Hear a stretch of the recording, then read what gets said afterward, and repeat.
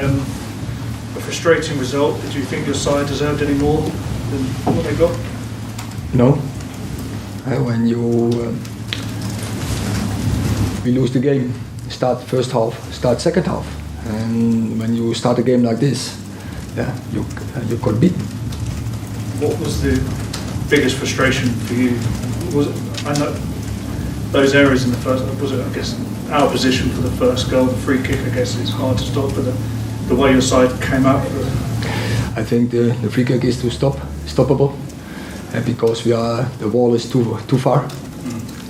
Okay, small detail, but details makes a difference in top football, but it tells everything from us, because we were not fresh.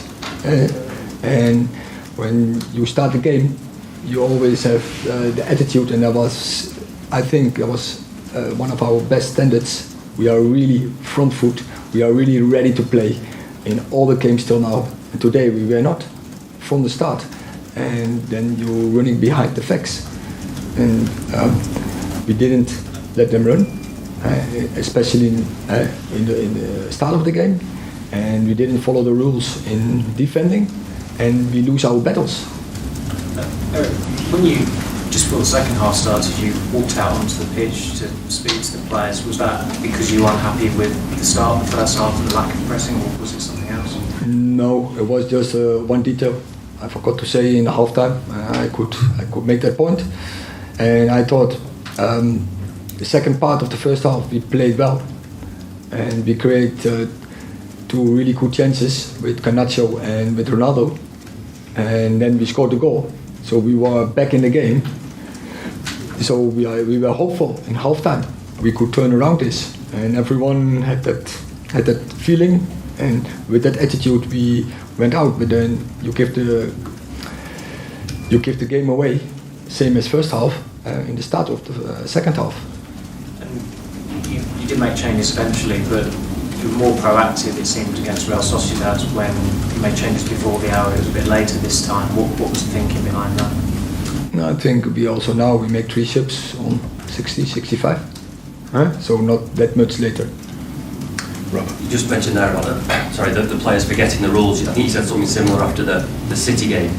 Do you find that hard to explain why the players still, after a few months working with you, are still in this situation where occasionally they're forgetting what they need to do? Yeah, it's football. I already long time in football, and there are persons, human beings, are not robots, and sometimes it's the way it is, and it's psychological, but it's not acceptable. Don't get me wrong. We have to be ready for every game, and don't give a game so easy away. Michael. Hi, Eric. Was this a game that underlined how important Bruno Fernandes is for your team?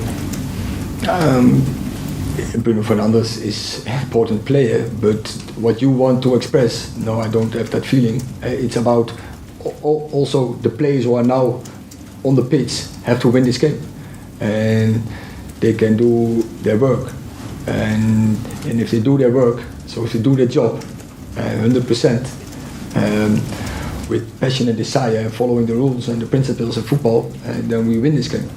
And how did you feel Donny did in Bruno's absence? He played in the same position, obviously. That's always difficult when you are playing with 10 others and it's not the day from the team, to value an individual. And I think it was collectively that we bring a bad performance. Mark. Eric, along with Donny, you started that front three, played against Sociedad as well, with Rashford out on the right. How did you feel Rashford? Do you think he's suited to that position out on the right there as well? No. Yes, he can play there. You see also his stats. I think he scores across all the 3 positions in front. He scores equal or almost equal. But for me, best position for Rashford is number 9 or coming out from the left. Clear.